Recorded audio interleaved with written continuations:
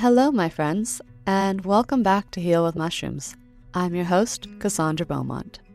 It's been a vibrant summer here in the mycological world, and I've been lucky to spend it immersed in mushrooms, community, and connection. I kicked things off at MycoFest in Pennsylvania. The incredible gathering is hosted by William Padilla Brown. I went with my dear friend Sarah, who many of you know as one of the co-founders of U Mushroom, a community mushroom storefront in Everett, Washington.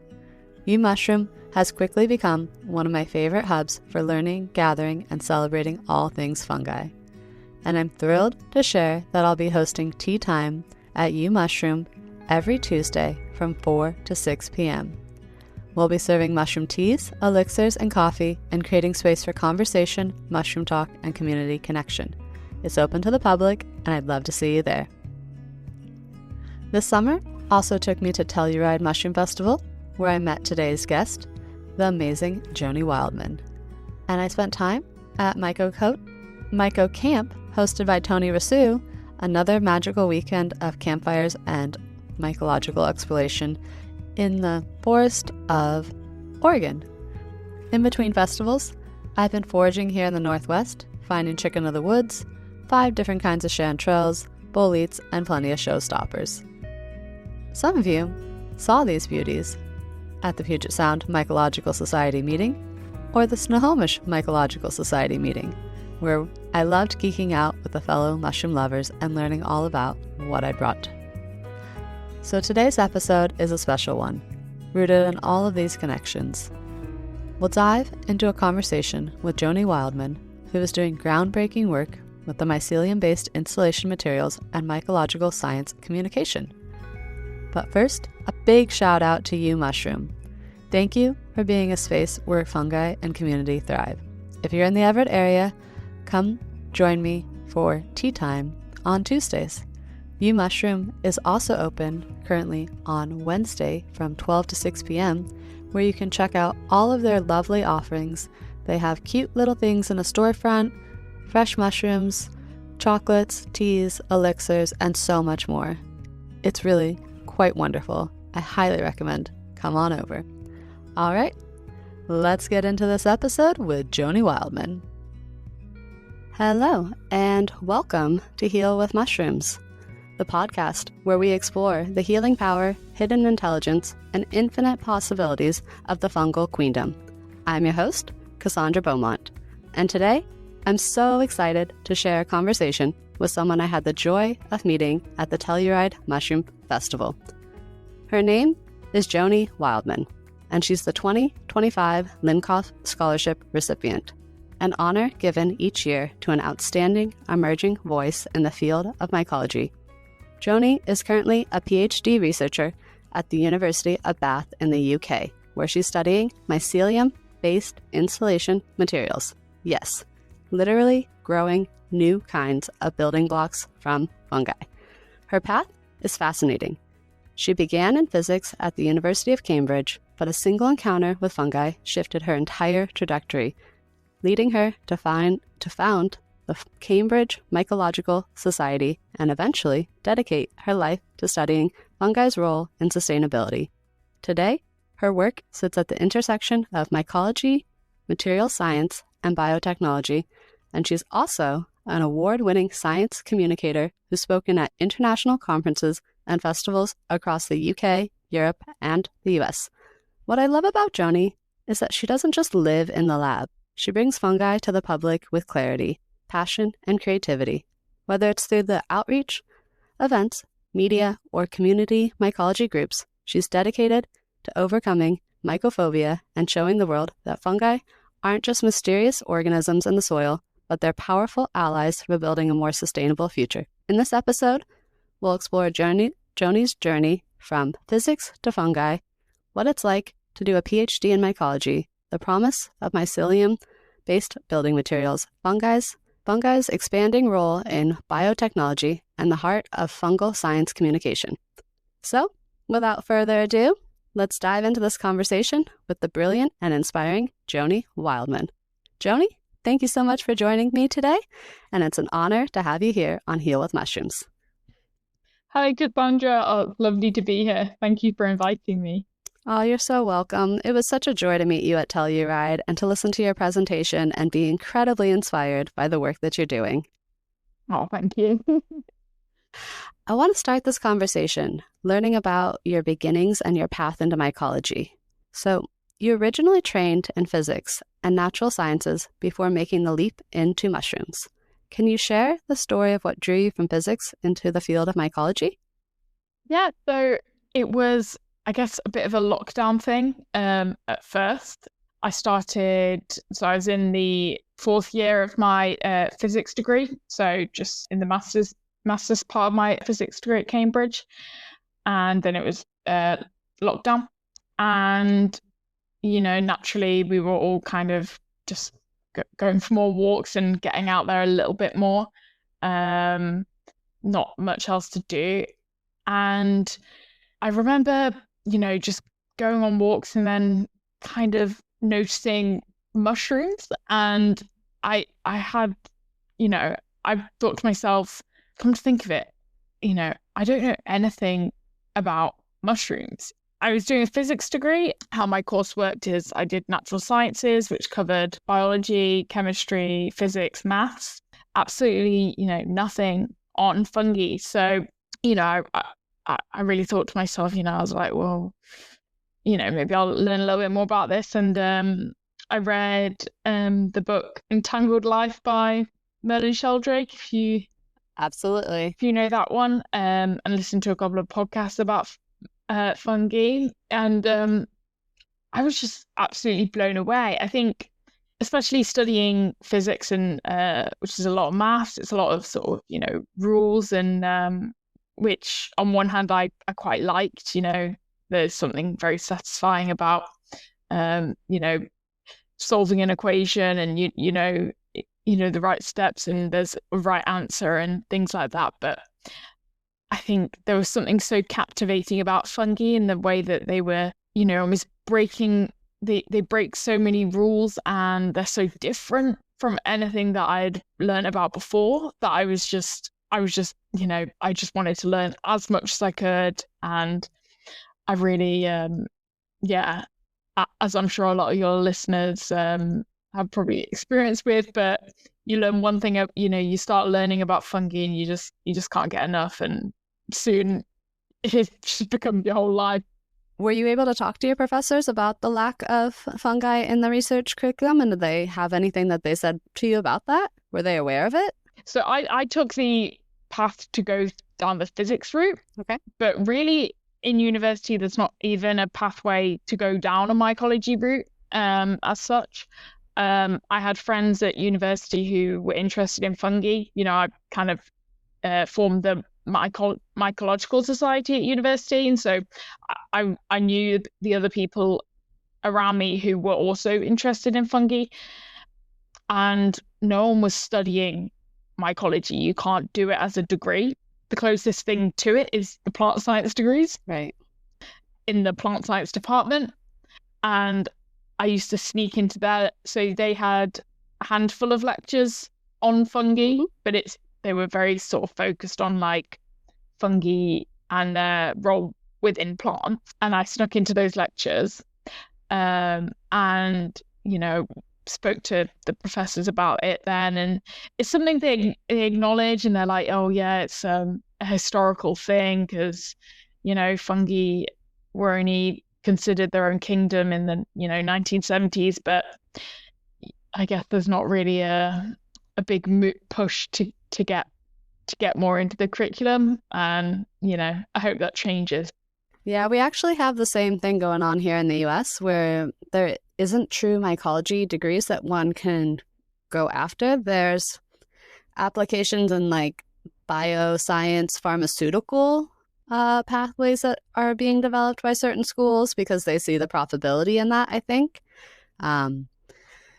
So I'm proud of you, though. You've done a good thing for finding a way to combine what you were doing with the emerging pathways of mycology. See, that's the thing. I think on the face of it, you can't do a mycology degree or there's not a mycology department in most. I mean, there are some, but not loads, but fungi are everywhere. And in most fields, you could find something mycology. So it might seem like, oh, there's no mycology degrees. Well, there are fungi will be in with, you just got to do a little bit of a deeper dive and try and find those courses where fungi are going to be cropping up more. So, biotech, there's going to be loads of fungi. There's going to be, microbiology, plant sciences, even, I've found them in engineering. So yeah. But it would be nice to have a, pure mycology route. Absolutely. So can you tell us, what does your day-to-day research look like at the University of Bath? So there's not really a day-to-day thing, which is something that I personally really love. Every day is different. I'm split between two different labs here at the University of Bath. I'm in the civil engineering department, where I'm testing sort of like more classic, typical engineering stuff, measuring how well something transfers heat, physical measurements of a material as if it was any other material. But then I spend a lot of my time in the microbiology department, and that's, actually working with the fungi with the mycelium, making different cultures, growing it in different conditions, actually, more typical microbiology or biotechnology things. So that's probably like maybe a few days a week, is, a lot of lab work, actually making my mycelium materials. I might have one day a week where I'm just, it's almost like making a cake, but just making my mycelium blocks to then be tested. There's also, a lot of reading the academic literature. That's a big thing, making sure you're kind of on top of that. And then you've got to actually process your data and do, statistics and things like that, and writing it up properly, which is, to me, I don't really mind it. I quite enjoy, actually,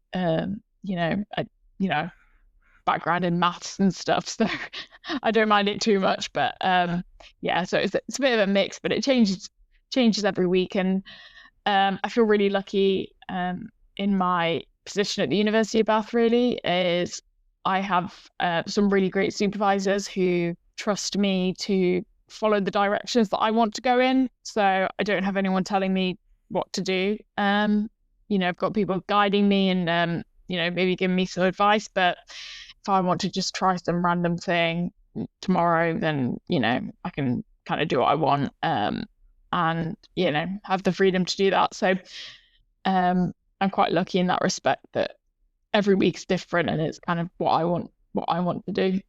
Well, that's wonderful. And it sounds like you get to have a lot of exploratory experiences in both the lab and in figuring out how you want to display your data and create opportunities for people to, have a chance to understand what you're doing from a scientific perspective. And your background in math is probably, yes, the best choice you could have had, because that's an important aspect of being able to communicate and clearly show people what the data is proving. And is there anything really cool that your data has shown that you want to share with the listeners? So, I mean, one thing that I did manage to do was grow my mycelium on Tetra Pak, which is like, waste milk cartons and stuff like that. And then so not only was the mycelium I was able to grow the mycelium on it and to form that material, the mycelium material, but measuring how well it transferred the heat and whether it actually could be used as insulation materials, was able to show that it did actually have a what we call a low thermal conductivity. So it was quite effective at reducing that heat transfer, and so could be used as insulation material. So yeah, I think that was one exciting thing. I think sometimes when you think about, numbers and stuff like that, it's not as exciting. Doesn't always sound exciting, all these numbers and stuff like that, and thermal conductivity values and all of this stuff. But I think that was quite an exciting thing. I was quite, surprised. Fungi surprised me in how good at just digesting things they are. I think that grow on anything. So. And I think you had mentioned that you were using white rot fungi. Is that correct? Yeah. So I think most studies with the mycelium materials use white rot fungi, but there's like a certain specific sort of subclass, I guess, of white rot fungi called the selective white rot fungi, which don't really need to get too bogged down in the technical details. It kind of covers the ones that you might typically think of, like your pleurotus and your ganodermas, but essentially those ones don't eat everything, or they eat certain things slower than other parts of the material. And that's quite important for when you're forming a material, because you don't want it to just be sort of blood. Yeah, it has to form an actual shape that could be used in construction, right? There has to be some structure to it. Cool. Yeah, exactly. Do you want to walk us through how mycelium-based insulation materials are actually grown? Like what substrates and processes are involved? Yeah, definitely. So you sort of like chronologically what I do. So I have my grain spawn, my mycelium growing on grain spawn. So yeah, typically I just use brown rice, something like that. So I have that freshly colonized. I then choose my substrate, which is your thing that you want your mycelium to bind together. So you're looking at sort of some sort of organic material, something lignocellulosic, that's the name for it. And that can be anything, just like wood chips or straw. The whole process is really similar to growing mushrooms. So anything that you can successfully grow mushrooms on would probably make an ideal substrate. I typically use hemp chips, just because I'm able to get a large supply of them. So from a waste material. So ideally you'd want it to be some sort of waste. So you soak them, sterilize them, and mix that all together with your grain spawn. Then you sort of like package it into your a container in the shape of the final material that you want, and that can be anything really. So because I'm looking at insulation, I'll just be using a sort of quite boring rectangle, but you could any shape really. Then leave that to incubate for maybe a week or so, and during that time your mycelium is going to grow, colonize, and through that digestion process will bind that substrate all together, and it sort of forms a natural adhesive. So then you dry that out, kills the fungus, sadly, but you're left with the bound together substrate. So in terms of species, I like working with I quite like the Ganoderma species right now. They're my favorite right now. But because they, if you think about reishi mushrooms, they're quite solid. They have this sort of like skin as well. Yeah, so they have this like nice skin, and sometimes the mycelium material ends up forming a bit of a skin, a bit of a shell, which is quite nice to work with. I think it looks quite nice. It has a bit of a smooth finish to it. But I've worked with over 30 different species. I've got quite a large culture library, and as long as your fungal species can grow on that substrate, there's a good chance it will successfully form that material. Again, looking at those sort of selective white rot species, they form the more like solid ones. But yeah, so pleurotus species, Trametes, Ganodermas, all of them. They're the probably easiest to get hold of and work quite effectively. Yeah. Awesome. So what she's talking about right now is she could be using something similar to a reishi mushroom. That would be the closest our viewers might think of when we are talking about Ganodermas, or Trametes is also known as turkey tail in some ways. That would be a common one that we see in the forest. And Pelotris is oyster mushrooms, which are also edible when they're grown into the fruiting bodies. A lot of people love to eat those, but they have the right qualities as just in their mycelium to create the connections that are going to create a more solid building material. So she's not fruiting them. They don't go through that stage. They stay at the mycelium stage. Then they're cooked and kind of dried out so that they form a more solid substance that stops growing. Is that correct? Yeah. And yeah, that's perfect. And if any of your listeners do have experience with growing mushrooms, then follow the same process, but as you said, just don't fruit them before you get to that fruiting stage. Stick it in the oven, and you might be left with the block. Listeners might, if you do have experience with growing mushrooms, when you do get to that fruiting stage, you are left with a bit of a dent, especially if you're growing reishi. You're left with this dense block anyway. So if you were to just stick that in the oven, then you've got your material right there.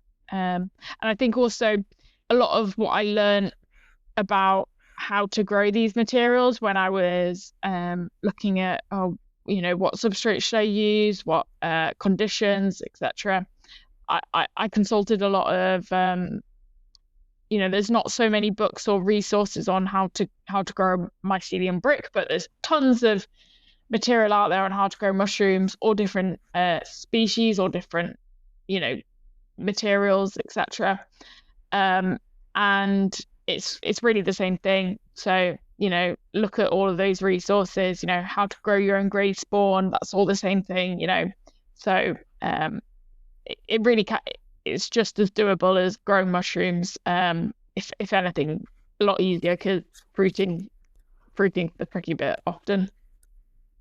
Awesome. So in a conceptual way, you could think of almost like a reishi block brick-like structure that would be used in the internal part of a building. So we're not talking about using these as the physical structure of the building, but more of like an insulating material, more something to be put into your house as like a natural waste-reducing construction material. So it seems like the overall goal is to be moving away from things that are harmful to the environment and moving towards a more sustainable approach.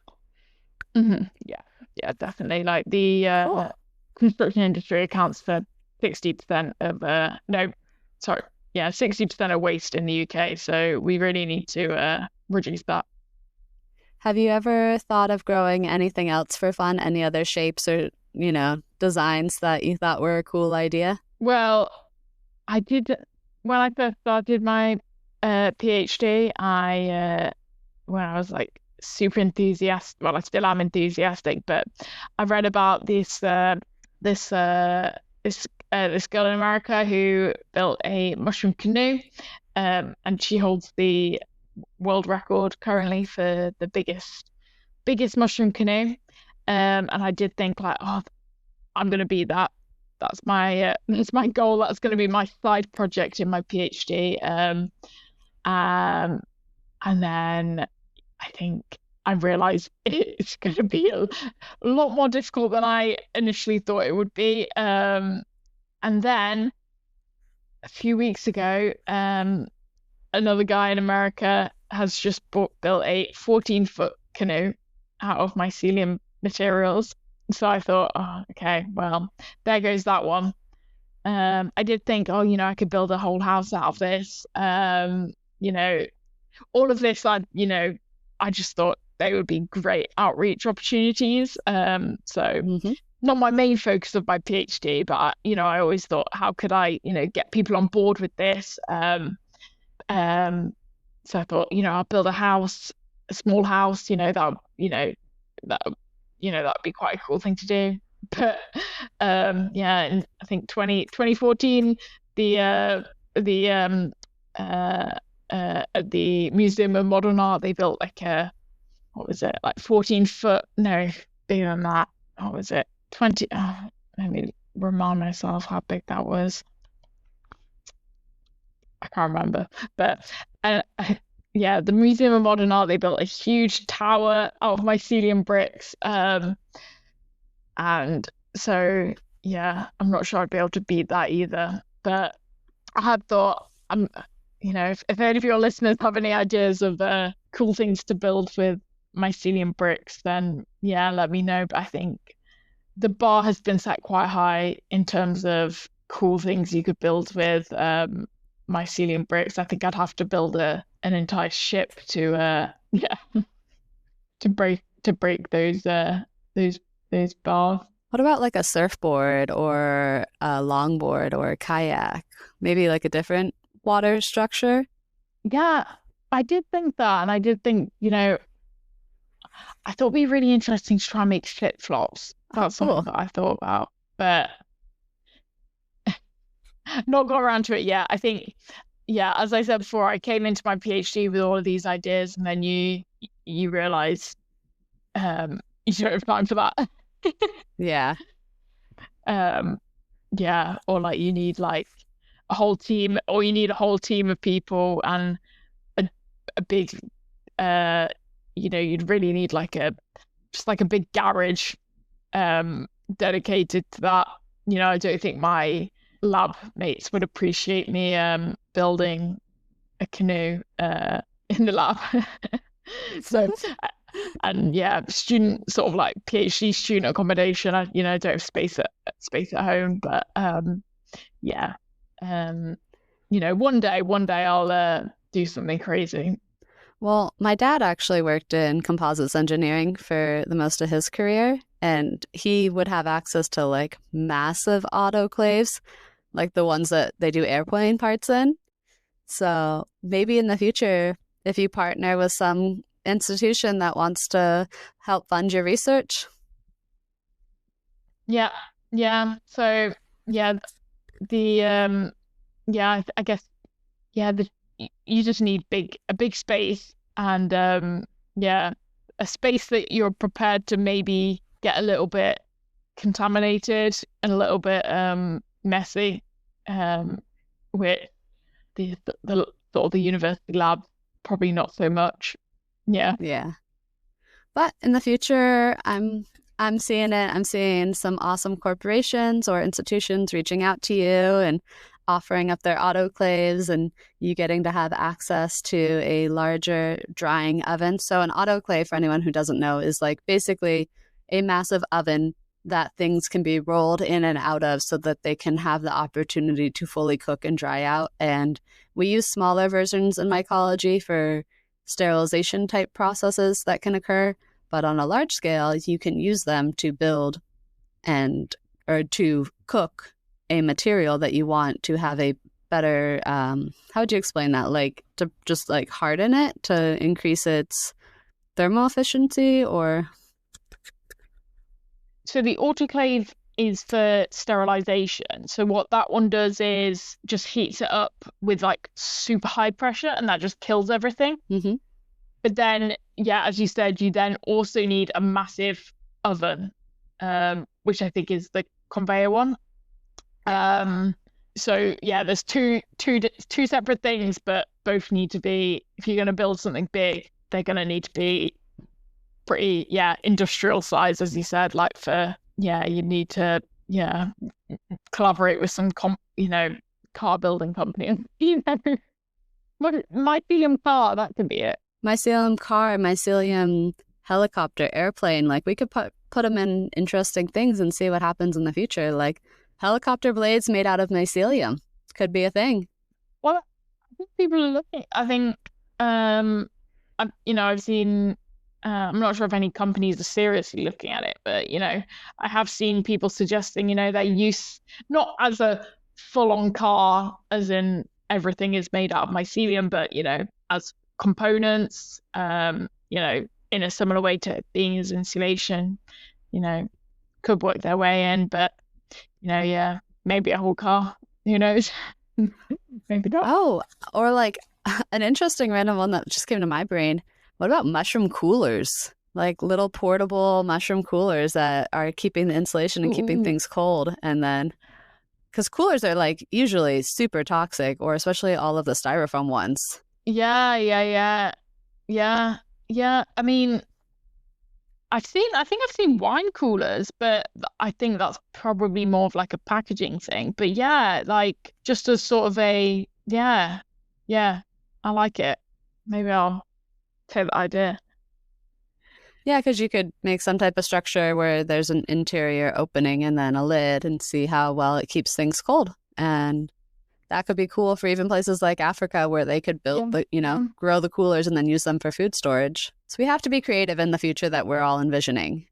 Awesome. Well, that was a fun little rabbit hole to go down, and I'm excited to see what you do with your research and what other interesting ways people may build canoes or kayaks or surfboards, because, we all like to hang out on water and... Yeah, credit to, those guys that have been building those canoes. I think they make, when you see those pictures of the canoes, it makes it look easy, but I think the woman who did it actually went to the University of Washington, which is where I live in the state of Washington. Oh, cool. I mean, she's now in Exeter in the UK. So yeah, she's doing some very. I think she's working in the medical mycology department now. So yeah, doing a little bit of a shift there, but doing some That's very clearly very clever mycologist. Yeah, definitely. And she got, like you said, a little bit of news coverage, a little bit of exposure by doing something kind of fun and funky. And now she's been able to pivot into something else. Yeah, and that's the thing. It's like not about building sort of boats out of mushrooms, because boats will one day be made out of mycelium. Like, maybe some, that could be a way to reduce waste in canoes. I don't know. I'm not sure how big of a problem canoes are, but it's all about getting that news story to be like, hey, look, this, look how cool fungi are. Look at this new material. So it's all about the sort of engaging people, which I think they did really well. Absolutely. And I know that another emerging industry is mushroom coffins, that there are a few people who have successfully made coffins, and then other people are actually talking about making mushroom urns and then having those urns have a seed for a tree in them, or a baby tree as the top for the urn, so that if the urn is buried underground, there will be a tree that pops out. And just the application of that is so cool, because people will die, and we need ways to honor them. And what beautiful way to honor a life is with growing a tree and helping the next generation have more oxygen. So there's interesting things that people can do with this new emerging world. So I inspire my listeners to think about it and see where in your life could you use mycology blocks, especially if you're already growing mushrooms and you have access to these blocks. Try something with them once you're done fruiting them or before you fruit them and see what happens. Well, exactly. And if anyone's artistic, there's tons of, if I was more artistic myself, I'd be trying to make some sculpture or something like that. So I think they make for a really cool art form. So yeah. Would it be something that someone could also like chisel if they wanted to, or, does it have that quality to it? It'd be a little bit difficult. It wouldn't be, I think it would depend on what substrate you use. So I guess if you use wood chips, it might be a little bit more difficult, because you'd be kind of have to be like breaking it off chip by chip. But if you use like sawdust, then you'd maybe be able to get more of the shaping to it. We had, ice sculptures. We could have mycelium sculptures, and people could do fun creative projects with that. Or even kids maybe one day in the future could have mycelium. Exactly. Great kids. Yeah. A putty structure, like one of those ones that you were saying that turns out more liquidy than mycelium putty for kids. How fun would that be? So I was curious because one of the things that I recently learned about is a new word, and it's mycotexture. And I think mycotexture, if I'm Mm. saying it correctly, is one application that NASA, the Space Institute, is looking for using in space construction. Have you heard of this and thought about what that could look like using mycelium for building on other planets? I think it's a very cool application. I do always think, when it comes to sort of building on other planets, maybe we should look after our own planet a little bit more before look to build on other planets. So I think with that in mind, I think it is very cool. I think one of the reasons that they're looking at this is fungi are naturally very resistant to ultraviolet radiation. So that means that they would make for a good building material in space where there's just, a much higher exposure to UV radiation. That's one reason. So if you could make materials using the fungi, then potentially more protective. Yeah. So I'm not sure what the status is for how far ahead they've got. I think the whole project is just similar to what I've been discussing before. Is could we build bricks from fungi and waste and potentially use them in space applications? I'm not sure whether they'd be building them in space or, potentially as a sort of, so you don't have to bring those materials into space to build your homes or something, or if it's like using the waste once you get there. All really interesting ideas and things to think about for what could happen, right? The rocket that was sent out there be repurposed and have fungi materials grow from it, or I think that's the idea. I think, if they, your rocket or the waste materials that, I don't know, the space people use while they're there, and then you have your mycelium culture, transform that into your material. Awesome.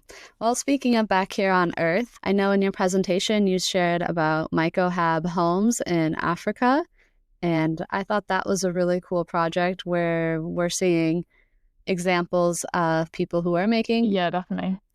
Simple homes. We're not talking about multi-level, full-on construction, projects. We're talking about a nice, simple structure that can home people, can provide them shelter.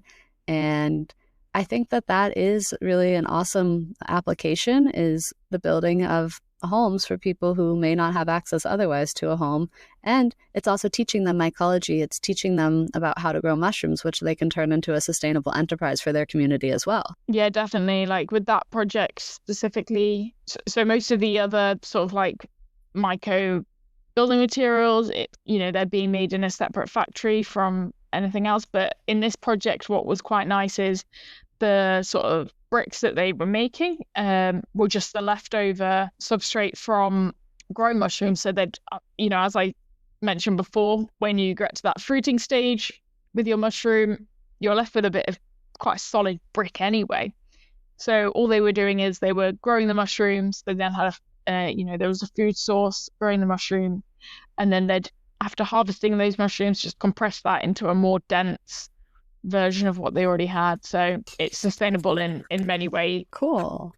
And I don't know too much about this, but I had heard that they were also using mycelium based building materials in situations of maybe war or disruption where people are living in built up communities that are meant to be, semi-permanent but not permanent, and that they're deploying kits to them where they can build the mycelium as parts of the structure, okay. and then they can cover it in a tarp, and those build out relatively quickly. And also it's a lot easier to transport the materials to build the mycelium versus actual construction materials. So using in refugee camps is one application that, again, if you can grow the food and then you can grow a structure from it, you are tackling two problems at once. And I see that as like just such a cool thing. I mean, more power to that, more power to bringing food to people. Well, in your own research, how do you balance the promise of mycelium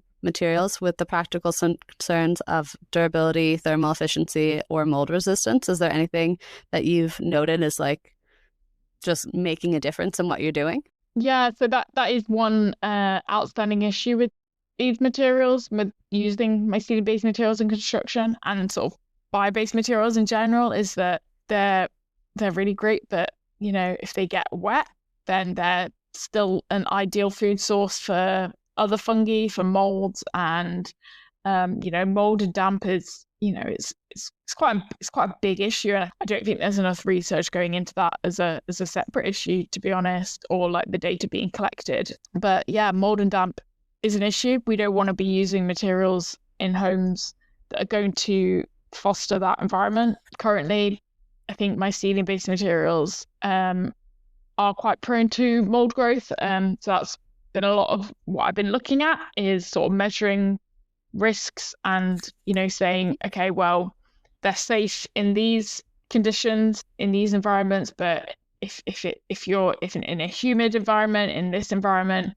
if there's a flood, then that could be an issue. But then I'm also looking at ways that I could sort of overcome that. I'd say it's an issue that's not been looked at enough yet, but hopefully starting that. And how many more years do you have in your PhD program? 1.5 years.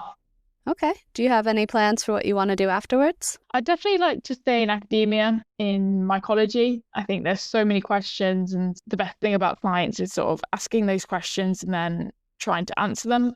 And I love doing that. And there's so many questions and opportunities with fungi. There's about 500 PhDs worth of questions that I have in my head that I would love to find out. But so if you stay in academia, will you also continue to do things like speak at festivals or go to mycology groups? Will you use it as a pathway for more community outreach so that you can spread the education of what you're learning? Do you have anywhere that you want to speak? Well, the Telluride Mushroom Festival was like on the bucket list, isn't it? Yeah, tick that one off. But no in particular. I think I also like smaller groups as well, and just like talking to people within my own community and sort of show, younger people as well, talking to kids about fungi and inspiring them that way. So yeah, anyone who will listen, really. I just like talking about fungi. So if anyone wants to listen to me, then that's an added bonus. And I will say that your presentation at Telluride Mushroom Festival was phenomenal. It was a joy to listen to you and get to see the passion that you have in action. Thank you. Yeah. And for anyone who doesn't know, Telluride Mushroom Festival is like the top of the top, the cream of the crop for us mushroom nerds. It is an awesome experience. And Joni won the 2025 Lincoff Scholarship Award. That is a amazing honor. So not only did she speak at the festival, she was honored at the festival. And I am just incredibly proud of her as a woman in mycology for that achievement. It is no small thing. This is a big honor in her life. So yeah, praise that and praise the people who, organize that festival. It is such a joyous gathering of all of us micro nerds, and it was fun. And shout out to Fungi Magazine and all the cool things that they do to help support the festival. If I had any goals for you, maybe one day you get to do a cool tour of, mycology clubs in either the US or somewhere else and get to go on a little Joni Wildman tour. And oh, definitely. Well, this is one of the problems, is I did want to do it more traveling whilst I was in the States. You've just even just in the Rocky Mountains, there's just so many cool things, but I can't drive. And so my goal is to learn to drive and then, come back to Telluride and then, do a bit more traveling, go around some more of the cool mycology societies you guys have got. Yeah. And as you probably know, October is go time for us here in the US for our mycology season. So there are quite a few festivals that you could speak at, and we'd love to have you. And if you ever come out to Washington or the Pacific Northwest, I will definitely help organize a tour for you. I know a little bit of everybody and everything. So that'd be cool projects to collaborate on in the future. If you ever, know that you're coming out here, just hit me up and we'll start getting you booked at some of the clubs. Yeah, you tempted me with telling me earlier about those chanterelles. Oh, yeah. So, what I told her before we got on this call was yesterday I had the honor and privilege of going out with a man named Tony Rosal, who is an expert in our local area for foraging and guiding in the field. And with him, I found rainbow chanterelles, white chanterelles, violet chanterelles, blue chanterelles, golden chanterelles, all in one day, which is unheard of. Like, that's like a mycology, like foraging. Very jealous. Yeah, it's crazy cool to find all of that in one day. And I will definitely be cooking up a meal with those mushrooms tonight. So yum, yum, yum. And if you're a member of Puget Sound or Snohomish Mycological Societies, I'm going to be bringing you guys some goodie bags. So look forward to that because the mushrooms are fruiting high up in the mountains. They may not be as abundant where we live right now, but they're out there, guys. And I can't wait to show them to you. So one more question for you right now. I was curious, like, if you could design your dream outreach project, no limit on time or resources, what would that look like? I probably got a campaign, as you said, for getting more fungi into the curriculum, get a little bit more mycology, into the school curriculum would be, what I'd want to do. So whatever that means in terms of, I don't know, lobbying, policymakers and things like that. I think that's what I'd quite like to do. And then also build my own little house to live in as well. That's awesome. I've always wanted to honestly have kind of a Hobbit house style where it's built into the side of a hillside, and then it comes out and has the sunroom and other little areas where, it's like you're living in nature with nature, but you also are still warm and comfortable in your little home. Exactly. Like I would love to do that, but I also, before I do that, I need to address the sort of mold durability issues. I think, I'm not sure I'd like to live in a pure mycelium home just yet. Not in the UK where it's raining all the time. Well, let's close it out, and I want to know, do you personally have a mushroom that you think is just the most magical, coolest mushroom that you've ever seen or that you've ever, experienced? Is there one that stands out to you that you love? I think it's like choosing between your children. Oh yeah. There's so many. I'm I'm fascinated by all of them. Every little, even a little brown mushroom that's, I'm kind of like, wow. Slime, all of that. But I think whenever people ask me, I kind of always say chicken of the woods is probably one of my favorites. Aside from being nice to eat and stuff, it was like the first one that I was confident identifying. There's a tree that my neighbor's tree that fruits it every year. When I was first getting into mycology and starting to think like, whoa, I don't know anything about mushrooms. I was like, is that a mushroom? And then I looked it up and I was like, oh yeah, and it's like pretty, everyone loves this one. And I also recently found out that apparently it's got links to, it's the goddess mushroom or something like that. So it's got a place in folklore as well. I don't know loads about that. So probably chicken of the woods. You can also spot it a mile away and it's always nice. You're like, what's that bright yellow thing in that tree? And you're like, okay, so I have a little story about chicken of the woods, and it legitimately happened yesterday. So I'm still fresh from the experience. I was out there with myself, 3 men and 3 dogs. Okay, so it was me, 3 men and 3 dogs out foraging for 8 hours yesterday. And at one point we found a butter bolete, blue chanterelles, and a chicken of the woods all within 10 feet of each other, which was super cool. But this chicken of the woods was about 10 feet up, right? So one of the men offered to let me stand on his shoulders and, go with a knife and start cutting down chunks of this chicken of the woods and then, ripping them off so that we could have some of it. And as that's happening, I just want to let people know that there was an interesting thing that occurred. I'm not sure. I don't know if the water was coming from rain or if the chicken of the woods was making some type of exudate or whatever they call it when they pee kind of. But this mushroom definitely graced me with a lot of liquid materials, and it was a very interesting experience, almost like one could say a form of a golden shower from a mushroom. Never had that before, but there's a video, so y'all might get to see some social media of me getting peed on or something else on by a mushroom while I'm standing on someone's shoulders. That's how dedicated we are to getting the mushroom, just in case anyone wants to know. Yes, I will stand on someone's shoulder, hold a tree, hug it as I climb it to then cut down chunks of it. That's what it's like to go foraging. I think everyone's got a trying to get that chicken of the woods that's too high up the tree story. Yeah, I've got maybe not being peed on by it, but I've definitely had a few sort of like scrambling up trees on people's shoulders and like to get too high and climbing over neighbors' fences to steal a chicken of the woods. All that.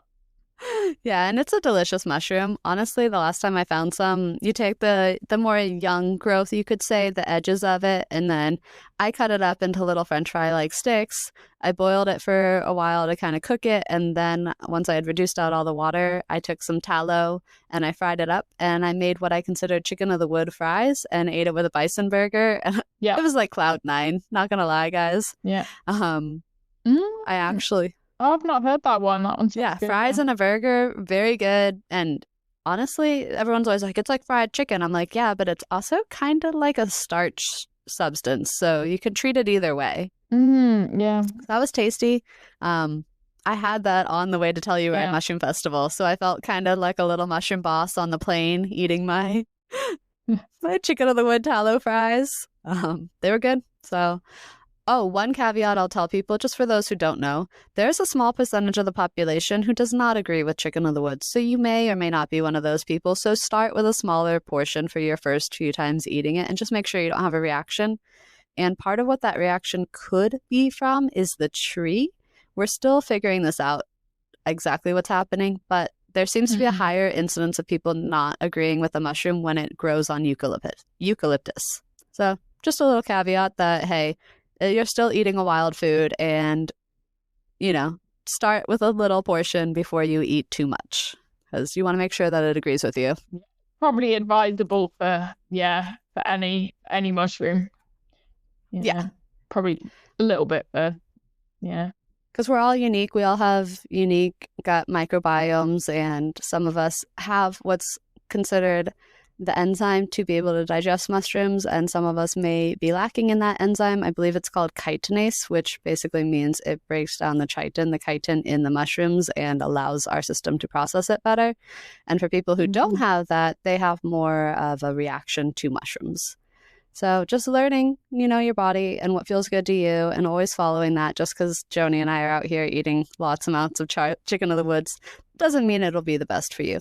But it could be your new favorite food. So let us know. Let us know how it goes. And keep foraging, keep eating wild foods, and supporting your body with the healthiest treats from the forest. It's like having a gift. Yeah.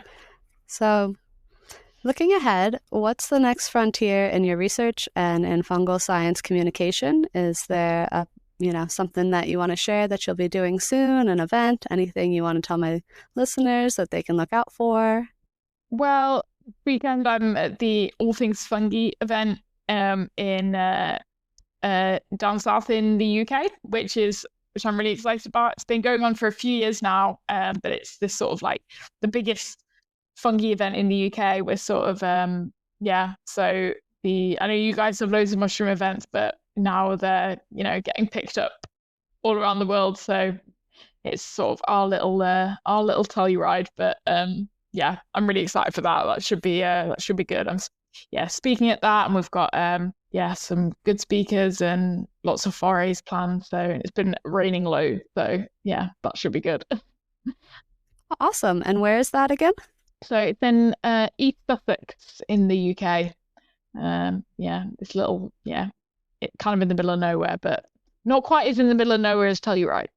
Yeah, Telluride is a mission to get to. You don't just end up in Telluride. You have to specifically go there. Like, it's a tiny little mountain town tucked away in the mountains of Colorado. And it's a journey to get there. It's part of the adventure, though, is being on that journey to Telluride and the little magical things that may happen while you're in movement towards the Mushroom Festival. So yeah, I hope you have a great time at All Things Fungi. It is one that has popped onto my radar. I follow that page for, the Instagram, and I'm always like, yeah, I want to go. Yeah, all of you guys come over. Yeah, so maybe we can make a field trip and go here. It's good. It's a good and go to All Things Fungi and spread a little bit more mycology magic with each other. That'd be so cool. Well, this has been such a lovely conversation, and I can't wait for more people to understand the emerging science of fungi biomaterials and the applications that we can start to see and envision collectively for our more sustainable future. The amazing goal of reducing the construction waste is top priority because, as Joni mentioned, 60% of construction materials are waste products, and we are growing as a population. So the better chances that we have for sustainability and for actually thriving on this planet will come from creative humans like Joni, who are trailblazing and creating opportunities for the rest of us to see something that we may not have seen until someone opened our eyes to the magic and mystery of what's possible. So thank you, Joni, for your work. Thank you for your time today. And I'm excited to hear more about. Oh, thank you so much for having me. You're so welcome. And yeah, just keep going, keep inspiring. And one day, who knows? You might be building us all houses out of biomaterials that we'd had no idea were possible. So dream big, dream it into reality, because you have the time, the skills, and the energy to start creating actual miracles on this planet. And I'm excited to see what you come up with. Oh, thank you so much, Cassandra, and for your listeners. Yeah. Well, this has been Heal with Mushrooms, and I'm Cassandra Beaumont, your host, and Joni Wildman has been our guest today. So thank you, Joni, for your time. And until next time, I hope you have a wonderful, magical, mushroom-infused reality, and may they inspire you, may they bring more warmth into your heart, and may they bring more curiosity into the mind, because one mushroom at a time, we're going to change this world. Thank you so much, friends, for tuning in to today's episode of Heal with Mushrooms. If you enjoyed this conversation, please follow the show on Spotify, Apple Podcasts, or wherever you listen, and share it with a friend who loves mushrooms as much as you do. Your shares and reviews help our mycelial network grow. And if you're local to Washington, I'd love to see you in person at U Mushroom in Everett every Tuesday from 4 to 6 p.m. I'm hosting Tea Time, a cozy social hour where I'll be serving teas, elixirs, and coffees, and creating space for connection and conversation. It's open to everyone, and I'd love to share a cup with you. Until next time, keep learning, keep foraging, and keep letting mushrooms guide the way. Bye!